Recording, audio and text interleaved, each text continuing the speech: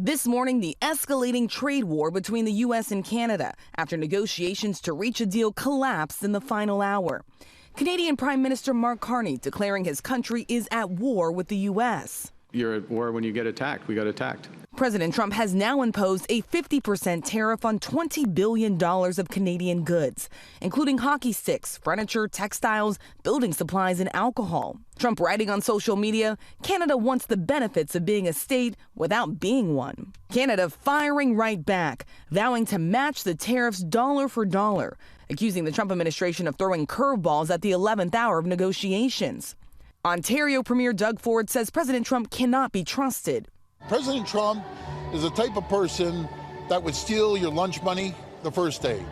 He'd steal the toque off your head the second day, and the third day he'd steal your running shoes. Starting September 8th, Canada will impose a 50% tariff on U.S. goods, everything from steel and dairy and clothes to plywood, alcohol, and electronics. President Trump's former Vice President Mike Pence warning American families and businesses will bear the brunt. American businesses and American consumers pay American tariffs. And I think the last thing we need right now, as our economy is getting back on its feet, is a trade war with Canada. Some small business owners on edge. Michael Howard owns a custom furniture shop in Warren, Michigan. We're a small family-owned business.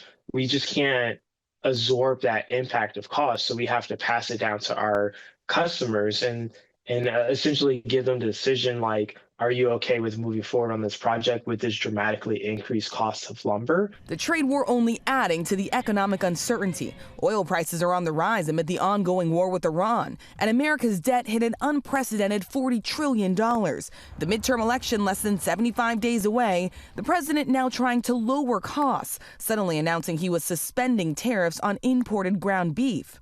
But a growing number of Republicans, including Ashley Henson of Iowa, who's running in one of the most competitive Senate races, says that's the wrong move.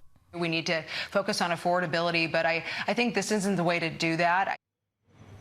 So one of the big questions now, can the U.S. and Canada get these talks back on track before those tariffs imposed on U.S. goods go into effect on September 8th, Whit? Okay, so still possibly some time to work with. And Rachel, on another political headline, what more are you learning about this meeting between House Democratic leader Hakeem Jeffries and Jared Kushner? Yes, Whit. Well, sources tell me that Leader Jeffries did meet with Jared Kushner, the president's son-in-law and outside advisor to President Trump, still very close, involved in foreign policy as well here. I'm told this was a broad conversation, but one of the areas of focus was ways to find possible common ground on issues. And of course, the timing on all of this is very striking. We're less than 75 days away to the midterm elections. Democrats feel pretty good about their chances of retaking the House, which would put Jeffries in line to become the next speaker, Whit. All right, Rachel Scott at the White House. We appreciate it.